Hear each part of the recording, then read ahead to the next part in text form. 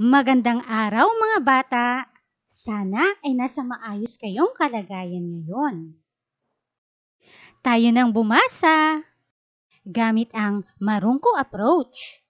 At ang ating pag-aaralan ngayon ay ang tunog M, S, at A.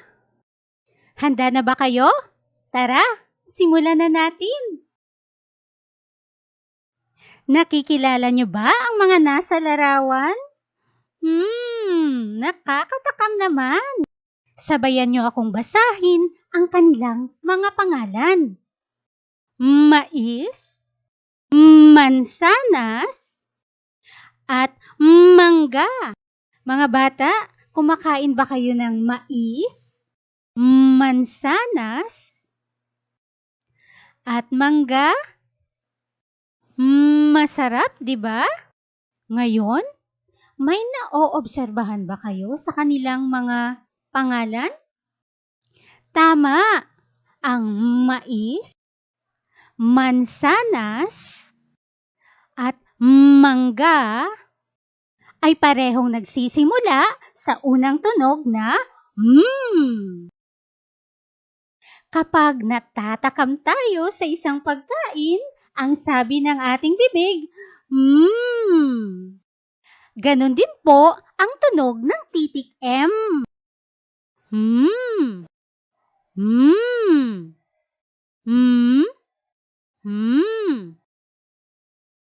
Ang malaki at maliit na titik M ay parehong may tunog na M.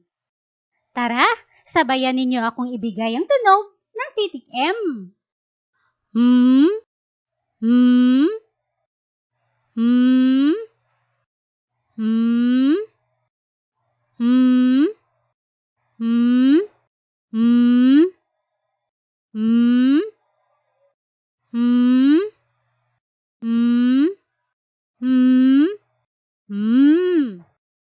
Magaling! Ngayon ay alam niyo na ang tunog ng titik M.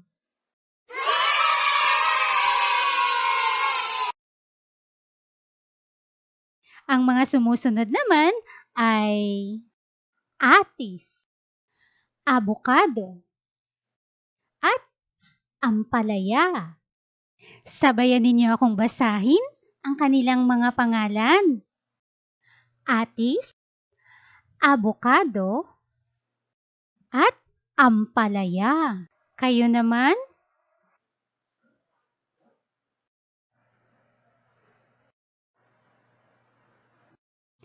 Ang galing-galing naman. Ano ngayon ang naoobserbahan ninyo sa pangalan na atis, abukado, at ampalaya? Tumpak! Lahat sila ay nagsisimula sa unang tunog na A. Kapag tayo ay kakain o kakagat ng isang pagkain, ang mga bibig natin ay nakabukas, gaya ng nasa larawan.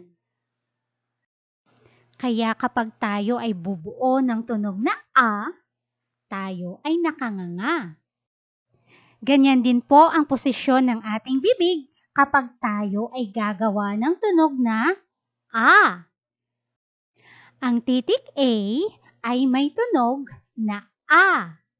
Sabayan ninyo akong sabihin ang tunog ng A. A, A, A, A. Magaling!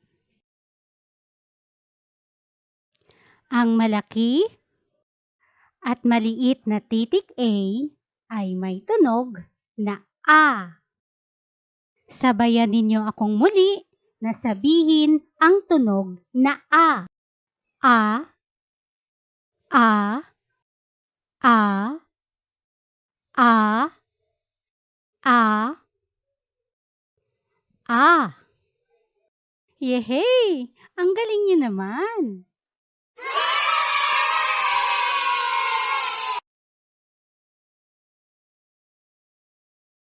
Basahin naman natin ang tunog at a.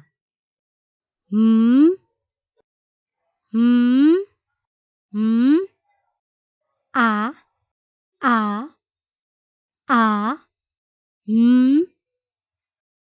a, Mahusay! Ang tunog at tunog a kapag pinagsama ay ma. Ma, ma, ma, mama, ma, ma, mam. Kayo naman.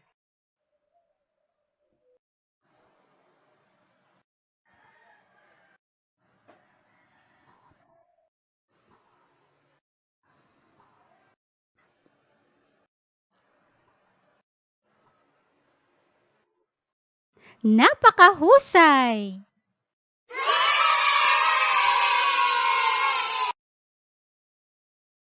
Ang mga sumusunod naman ay larawan ng santol, saging, at sampalok.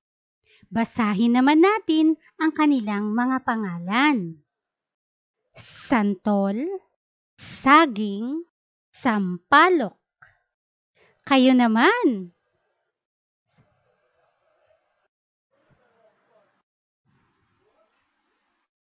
Very good. Ngayon mga bata, ano ang kanilang pagkakapareho? Tama. Ang santol, saging, sampalok ay parehong nagsisimula sa tunog na S. Ang tunog S ay para kang nakangiti, pero mayroong nakalabas na hangin sa pagitan ng iyong mga ngipin. Ang titik S ay may tunog na S.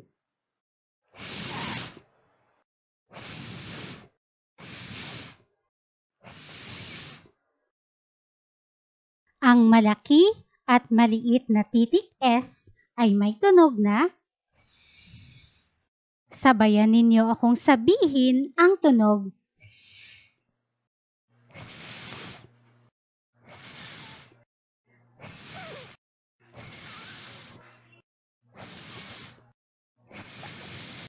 Ang galing-galing nyo naman!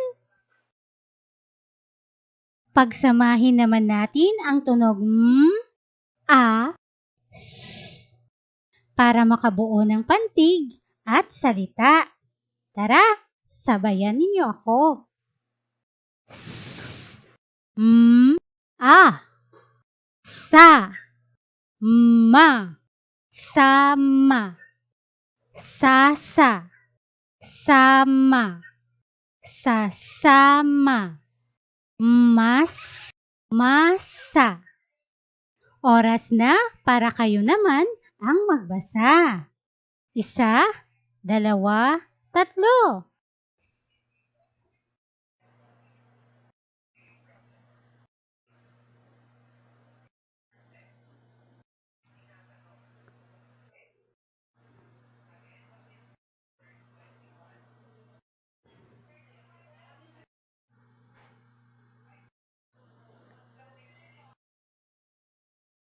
Magaling mga bata!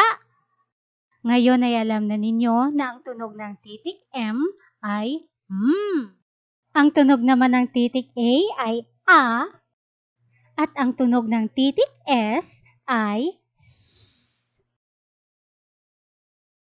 Para sa inyong pagsasanay, piliin ang unang tunog ng pangalan ng bawat larawan. Bilang 1, santol. Bilang 2, atis. Bilang 3, mais. Bilang 4, mangga. At bilang 5, saging.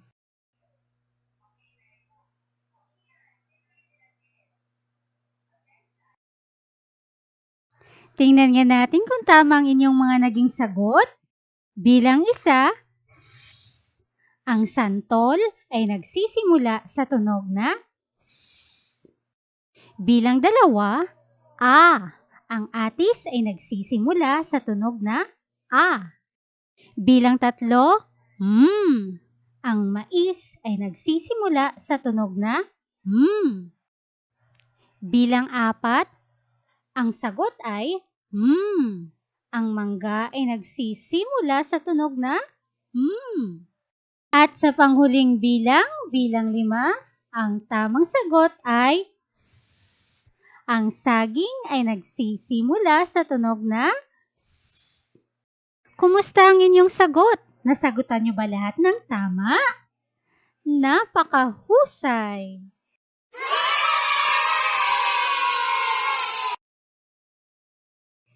Maraming salamat sa inyong panonood at pakikinig. Hanggang sa susunod nating aralin tungkol sa pagbabasa, hanggang dito na lang. Maraming salamat. Paalam!